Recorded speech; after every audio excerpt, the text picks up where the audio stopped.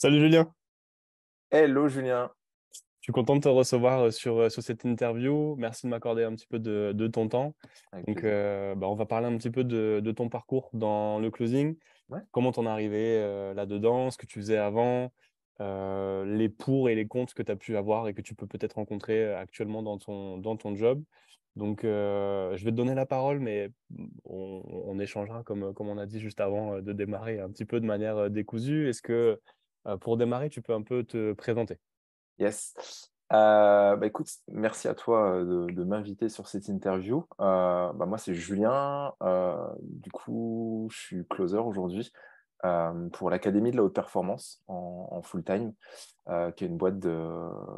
On accompagne des sportifs et des entrepreneurs à lever leur blocage interne pour aller chercher d'autres paliers, accéder à leur plein potentiel par un outil qu'est la dépolarisation en prépa mentale.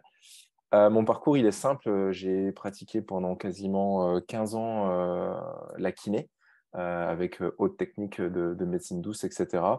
J'ai monté diverses sociétés et le fait est que j'ai un charmant ancien associé qui me l'a mise à l'envers et du coup, j'ai perdu énormément et du coup, j'ai commencé à me poser des questions sur est-ce qu'on ferait pas un peu autre chose de sa vie. Je perdais beaucoup de sens dans ce que je faisais dans le métier de kiné avec les patients, etc. Et puis aujourd'hui, je suis assez convaincu qu'on ne fait pas le même métier toute sa vie et qu'on est là pour grandir, croître et évoluer au cours de la vie, quoi. Donc Donc, voilà, je me réoriente là-dedans, quoi. avant en fait de rejoindre le programme, donc pour juste bien clarifier, donc tu étais déjà entrepreneur en fait. Ouais, Et j'avais donc, déjà monté une autre boîte en plus de la kiné, ouais. ouais, donc du coup, tu étais kiné, plus une autre boîte en parallèle aussi. Donc, Mm. ça te faisait déjà un bon volume et une bonne expérience, on peut dire, dans l'entrepreneuriat. Qu'est-ce qui t'a... Donc là, tu parles un petit peu des mésaventures que tu as pu avoir avec ton associé. Est-ce qu'il y a eu d'autres choses compliquées avant d'en arriver à te dire, OK, bah, il faut que je change ou il faut que j'aille dans le closing? Déjà se rendre compte qu'au bout de 7 ou 8 ans de kiné, tu te rends compte qu'en fait, t'es pas entrepreneur. En fait, tu es juste un pseudo-salarié de la sécurité sociale où le patient il arrive avec sa carte vitale et son ordonnance. Donc, on va pas se mentir, c'est facile d'avoir un cabinet rempli et gagner de l'argent. Sauf qu'au bout d'un moment, perte de sens avec ce que je faisais avec les patients. Donc, eu envie de faire autre chose. Et ben, comme toute personne, je pense, j'ai commencé à m'intéresser au dev perso, au milieu plus entrepreneurial et puis surtout du digital. Et je me suis rendu compte qu'en fait, on pouvait décorréler un peu les sources de revenus par rapport à ce qu'on faisait. Et on va pas se mentir, en tant que kiné, tout le monde croit qu'on gagne beaucoup d'argent, mais parce qu'on y passe plus de 50 heures par semaine.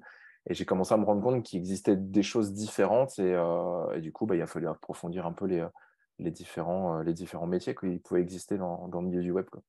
OK. Parce que tu étais déjà rodé justement au métier du web ou tu n'avais pas de connaissance de ce qu'on pouvait faire? Avant Tu le partais d'où closing, en fait? Ouais, tu partais d'où en fait? ah, si, si, avant le closing, j'ai fait du dropshipping, ouais, si, non, non, si, j'ai fait pas mal de choses. Il n'y a rien qui a fonctionné. Et où ça fonctionnait. Si, si, on peut pas dire que ça fonctionnait, parce que le jour où tu fais ta première vente, c'est un peu en automatique, t'es un peu assis sur le trône, et là, d'un coup, tu as ton téléphone qui sonne et tu viens de faire une vente, la petite notif de Stripe, et là, tu dis, en fait, c'est possible quand même. C'est pas rentable, mais c'est possible. Donc, j'avais déjà vu qu'il existait des choses, mais en fait, à chaque fois, je me suis lancé et je me suis rendu compte que je n'étais pas du tout aligné avec ce que j'étais en train de mettre en place, quoi. OK. Comment, là, tu as parlé du dropshipping. Est-ce que tu peux raconter un petit peu, c'est quoi les étapes ou les points de focus que tu as pu voir ou sur lesquels te lancer avant d'arriver sur le closing? Je pense qu'avec du recul aujourd'hui, il faut pas faire les choses pour vouloir gagner de l'argent. Et j'étais dans cette dynamique à tout prix, gagner de l'argent autrement et faire beaucoup d'argent par toutes les promesses qu'on peut voir sur le web et les pages de vente et les pubs, etc. Donc le dropshipping à l'époque, ça avait l'air d'être l'Eldorado, sauf que je me suis rendu compte que acheter une merguez chinoise sur AliExpress et la revendre à un bouffon sur Internet 4 fois plus cher en faisant un petit peu de storytelling, bah en fait, je me suis dit non, non, non, c'est pas possible. En fait, moi, j'aimerais pas qu'on se comporte comme ça avec moi. Donc, pas faire les choses pour l'argent, faire les choses qui ont du sens et surtout ouais, qui ont du sens et avec nos valeurs profondes en fait. Et là, si tu alignes avec tes valeurs, ton système de priorité et qui tu es ou ce que tu as envie de devenir, là, ouais, tu peux avoir des résultats, quoi. OK. Bon, du coup, tu as vu, j'essaie d'avancer progressivement sur comment, qu'est-ce qui s'est passé un peu avant. Et du coup, qu'est-ce qui t'a amené au closing et qu'est-ce qui t'a fait dire, OK, bah, en effet, là-dedans, j'aimerais bien me lancer.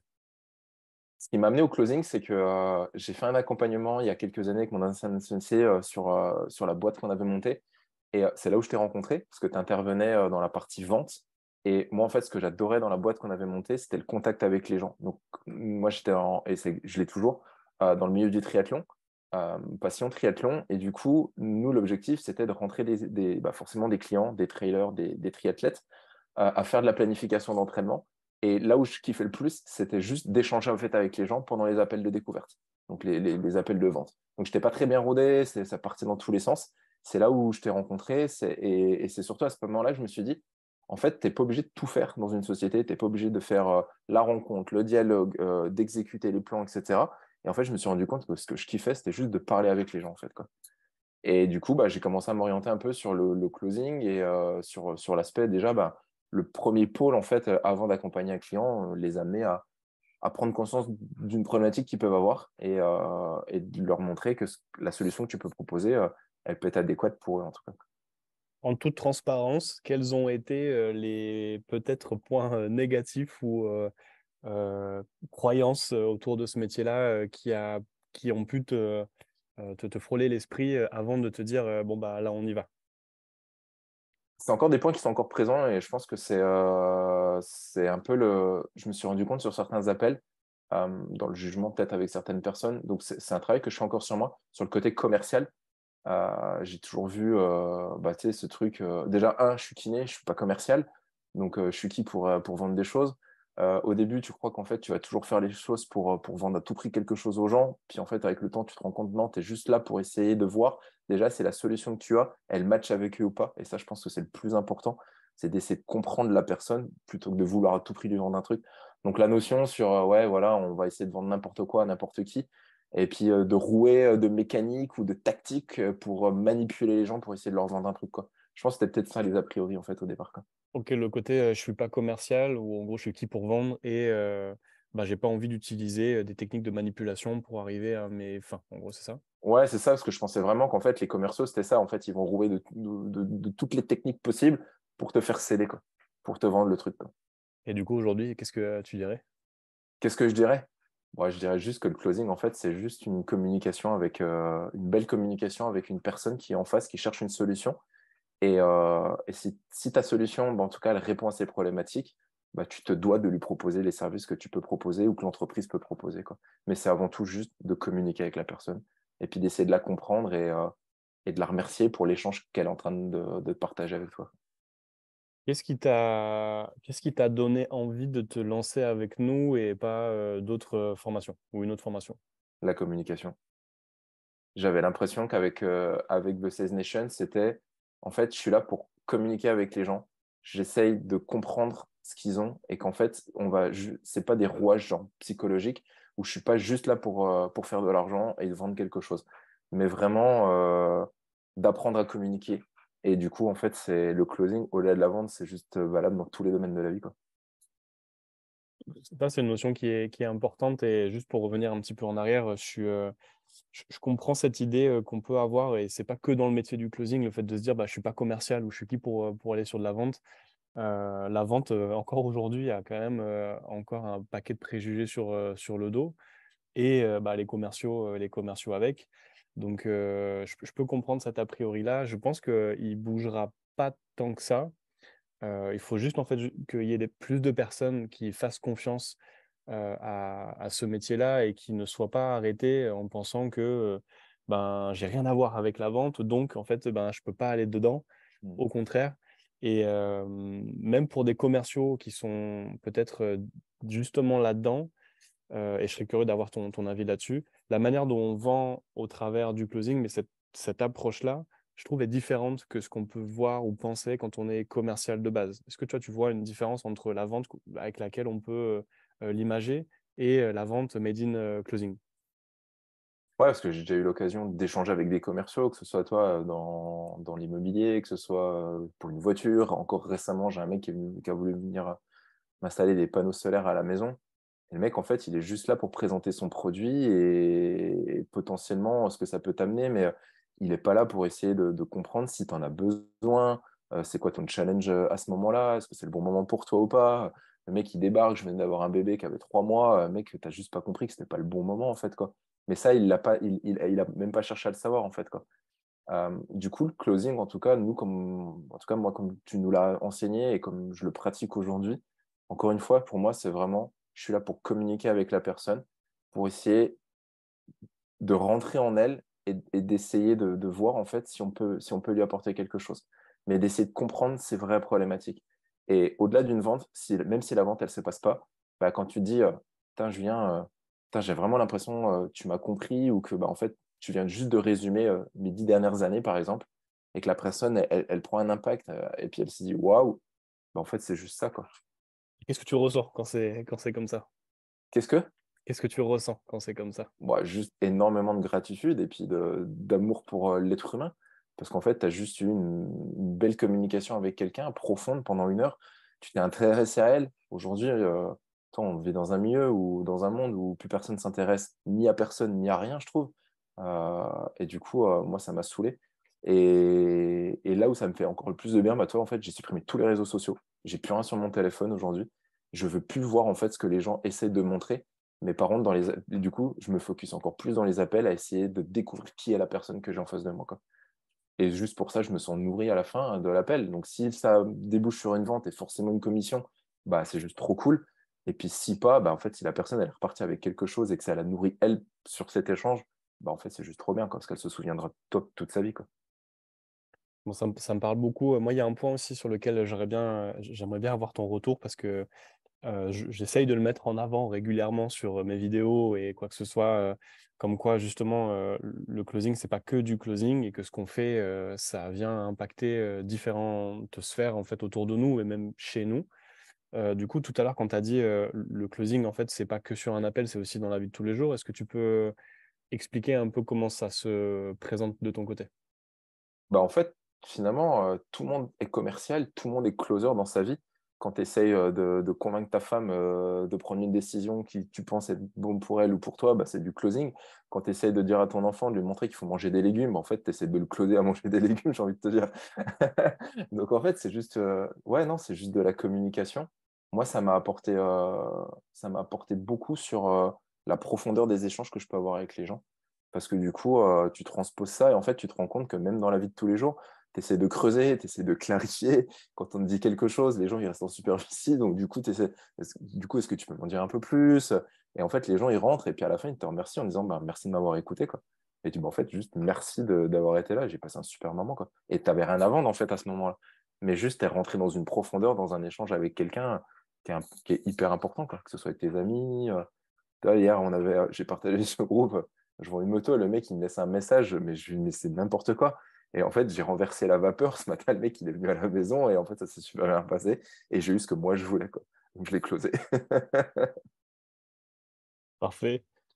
C'est quoi justement les points qui t'ont le plus marqué ou apporté au travers de la formation?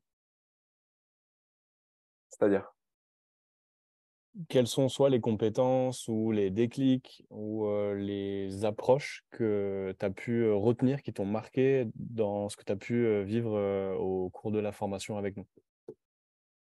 ce que je retiens le plus, bah, c'est tout ce qu'on va appeler les soft skills. Donc, c'est ce qu'on vient déjà d'échanger quand même. C'est pas des tactiques de vente, c'est pas juste des manières d'essayer d'amener le prospect à acheter ou en tout cas à signer sur le moment. Mais vraiment, toute cette partie de communication, c'est psychologie, de comprendre en fait comment l'être humain fonctionne, comment le cerveau humain fonctionne, et qu'il y a plein de biais et que en fait tout le monde les utilise, tout le monde de manière souvent inconsciente. Et quand tu comprends ça et que tu es capable bah, de jouer avec, eh ben, en fait, c'est juste ça, un appel de vente, c'est juste un jeu, en fait. C'est rebondir sur ce que le prospect est en train de te dire, pas juste suivre une trame ou un script qui n'a aucun sens, où la personne en face, elle se rend compte de toute façon que tu n'es pas là pour essayer de s'intéresser à elle. Donc, d'essayer d'aller creuser, d'essayer de toujours aller chercher plus profond que ce que le prospect pense te donner. Et puis, à la fin, encore une fois, tu vas l'aider à être rentré en lui par ton jeu de questionnement, de clarification et de creuser. Et en fait, le prospect, il se rend compte de certaines choses et en fait, il se dit waouh, j'avais pas vu les choses comme ça en fait, quoi. Putain, c'est hyper profond, quoi. Merci beaucoup pour ces partages. Je pense, hyper parlant. Et du coup, est-ce que tu peux nous parler de ton quotidien de papa closer? Qu'est-ce que ça donne et ça ressemble à quoi ton quotidien? En termes d'organisation, Ouais. ouais, alors je travaille, j'ai gardé une partie d'activité de soins, donc du coup, je prends un certain nombre d'appels par semaine. J'ai la chance de prendre on va dire, 10, 12 appels par semaine, ce qui est pas énorme, ce qui est pas énorme. L'organisation, c'est qu'aujourd'hui, j'ai la chance de bosser comme une grosse partie à la maison. L'agenda, il est juste ouvert et puis je vois ce qui arrive. Priorité, ben, ça reste quand même une partie sur le bébé quand maman ne peut pas s'en occuper. Et après, focus là-dessus. J'essaie vraiment de m'isoler. C'est difficile quand on entend bébé pleurer là-bas et d'être focus en fait avec son prospect. Mais voilà, c'est vraiment, on ferme tout ça. Et ben, en fait, c'est juste une organisation et des créneaux, quoi. Quand on est avec son prospect, on est avec son prospect. Quand on est avec son bébé ou sa femme, on est avec son bébé ou avec sa femme. Et un truc que j'avais pas su, toi, ça me fait juste penser à un truc. Quand je dis on est avec son prospect, on est avec son prospect. Si, pour ceux qui nous regardent et qui font ça ou qui veulent en faire euh, du closing, et même pour ceux qui sont déjà closers, c'est hyper important. Quand on est avec un prospect, on est à 100% avec son prospect. On passe pas au call d'avant ou au call d'après.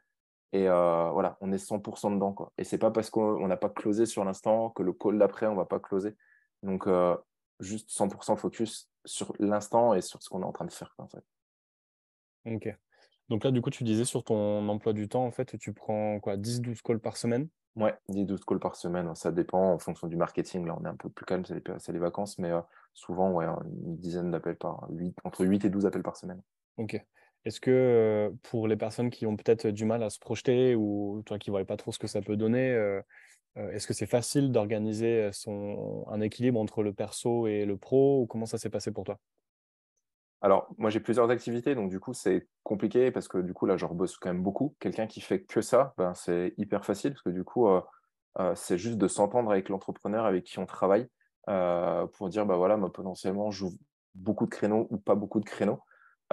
J'ai fait le choix de ne pas commencer mes journées avant 10 heures pour que maman puisse se reposer le matin et que moi, je m'occupe de bébé.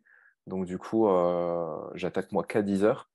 Il y a des journées, je peux finir à 20 heures. Je vais faire deux trois appels le matin et deux trois appels l'après-midi ou le soir. Donc, oui, c'est assez facile de s'organiser. Ok. Est-ce que je peux te poser la question avec 10-12 calls par semaine, combien de tu génères à la fin du mois? Ah, la question. La grosse question. Ah, je vais être 100% transparent. Là, à l'heure où on enregistre cette interview, on est mi-juillet.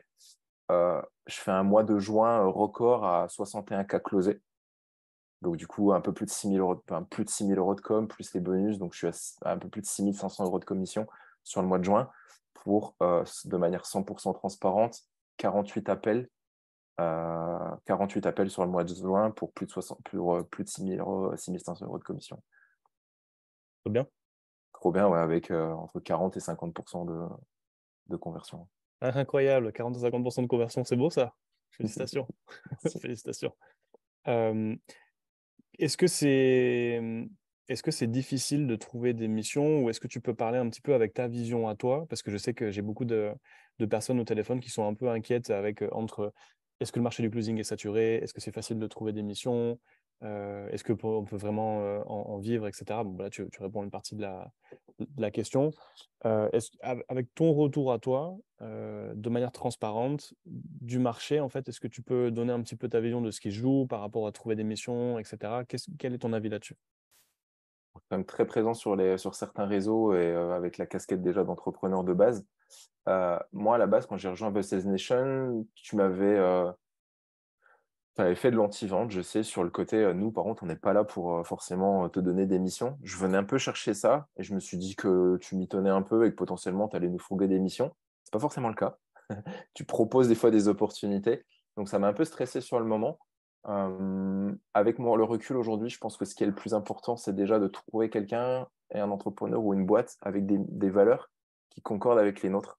Aujourd'hui, je pourrais aller sur un autre marché, gagner beaucoup plus, j'en suis persuadé, mais j'en ai pas envie. Donc oui, c'est pas compliqué, je pense. Par contre, il faut juste se sortir les doigts à un moment donné, quoi. Si ton but, c'est juste de rester dans ton canapé avec ton téléphone et puis avec ton petit mojito ou ton verre de rosé à la main, ça va être compliqué. Par contre, si tu as envie d'en découdre, que tu as envie de progresser, tu as envie d'avancer, tu as envie forcément de générer de l'argent et des commissions, mais surtout tu as envie de rendre service aux gens, que ce soit les prospects ou les entrepreneurs pour lesquels tu peux bosser, je pense que c'est pas compliqué, non. Est-ce qu'on a besoin d'être... parce que toi, tu as commencé en disant j'avais une présence sur les réseaux sociaux. Est-ce que si on n'a pas cette présence-là, selon toi, moi j'ai mon avis, mais sinon les gens ils vont dire que c'est de la triche. Selon toi, est-ce que on a quand même de la difficulté à trouver des missions ou non? Non, non, non, non, parce que en fait, quand je dis j'étais présent sur les réseaux, c'est que je vois en fait les entrepreneurs qui cherchent en fait des closers. C'est plus ça. Donc aujourd'hui, avec ma vision là, je sais qu'il y a énormément de monde qui cherche, mais surtout les gens cherchent des gens qui veulent en découdre en fait.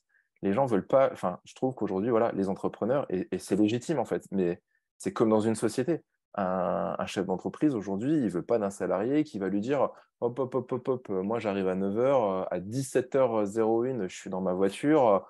Surtout, m'en demandez pas trop, en fait, quoi. Donc, si tu arrives avec une approche comme ça sur un entretien d'embauche, à mon avis, j'ai jamais été salarié, mais je suis pas sûr que tu te fasses embaucher. Donc, c'est comme tout chef d'entreprise. Un chef d'entreprise, il est là pour faire tourner sa boîte, euh, pour faire, pour accompagner aussi les gens qui bossent pour lui. Donc, si tu lui montres que bah, toi, tu as envie d'y aller, tu as envie d'en découdre, et puis bah, tu es là pour faire avancer, pas que toi, mais également l'entreprise, non, c'est pas compliqué, en fait, quoi. Parce que je pense qu'il y a suffisamment, désolé du terme, hein, il y a suffisamment de branleurs sur le marché du closing, parce qu'on leur a vendu le côté que c'était hyper facile. C'est pas compliqué, hein. Mais voilà, faut juste vouloir bien faire les choses, quoi, à un moment donné, quoi. Moi, je suis transparent sur les appels et l'anti-vente. Sur ce point-là, il n'a pas bougé parce que ma vision de la réalité du marché, c'est qu'en effet, il y a de la demande et c'est facile en fait de dire on va vous donner des missions, vous inquiétez pas, rejoignez notre formation parce que voilà, ça va pleuvoir de missions. Sauf que la vérité, c'est que beaucoup d'entrepreneurs de leur côté vont proposer des missions. Alors là, du coup, on a le terme un peu setter qui commence à prendre un peu de l'ampleur sur le marché. Donc, le setter, c'est quoi? C'est juste, au lieu d'être closer et de prendre des appels entrants, là, vous faites des appels sortants, un peu de la prospection au final. Mm. Donc, il y a de plus en plus de missions. Mais les entrepreneurs en profitent parce qu'en général, ces missions-là ne sont pas qualifiées. C'est-à-dire, en fait, vous allez arriver sur une mission où le produit n'est pas validé par le marché, les leads ne sont pas du tout qualifiés, et voilà, vous tapez pas dans les pages blanches, mais bon, c'est pas très loin, quoi. Donc, moi, j'ai préféré prendre le positionnement de dire, bah, vous êtes entrepreneur, et ça fait partie de la posture d'un chef d'entreprise d'aller chercher son business. Et c'est une manière, en fait, d'éduquer un peu sur la posture à avoir, parce que, bah, alors, je n'utiliserai pas le terme que tu as utilisé, mais il y a beaucoup de personnes qui se lancent dans l'entrepreneuriat en pensant que c'est facile et que, voilà, sauf qu'elles se lancent dans l'entrepreneuriat avec la mentalité et l'état d'esprit d'un salarié. C'est-à-dire, en fait, entre guillemets, bah, ça va tomber tout cuit. Tu vois, genre, j'ai mes aides, j'ai le pôle emploi, par exemple, j'ai le chômage. Là, je rejoins une formation, ils vont m'envoyer. C'est pas comme ça qu'on forme les gens chez nous, en tout cas, et la posture, c'est quelque chose qui se travaille, voilà, qui se travaille avec le temps. Et des missions, en effet, il y en a, mais des bonnes missions sur le marché, il y en a quand même un peu moins. Donc je sais que c'est un peu insécurisant peut-être du côté closer, mais par contre derrière, ben, c'est, je trouve, bien récompensé parce que bah, quand vous trouvez une mission, c'est aligné avec ce que vous avez envie d'avoir et avec ce que vous avez envie de vendre au final.